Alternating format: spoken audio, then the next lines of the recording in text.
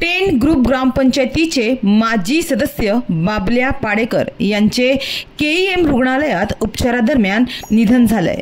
वयाच्या 45व्या वर्षी त्यांनी अखेरचा श्वास घेतला।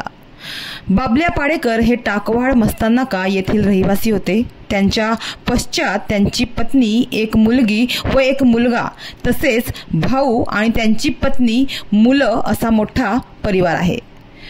शनिवारी रात्री त्यांची प्रकृती अचानक खराब झाल्याने त्यांना अगोदर मस्ताननाका येथील नोबल हॉस्पिटलमध्ये दाखल करण्यात आले होते।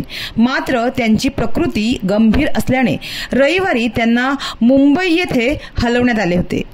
मात्र मुंबई येथील केईएम रुग्णालयात उपचार सुरू असताना त्यांचे दुःखद निधन झाले।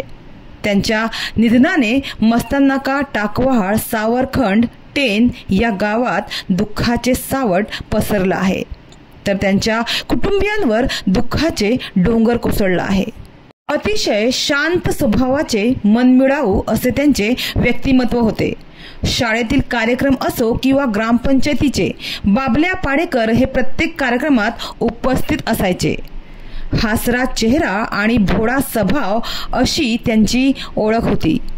अनेकांकडून त्यांच्याबद्दल असेच शब्द निघत आहे। तर देव त्यांच्या आत्म्याला शांती देवो व त्यांच्या कुटुंबियांना या दुःखातून सावरण्याची शक्ती देवो हीच प्रार्थना।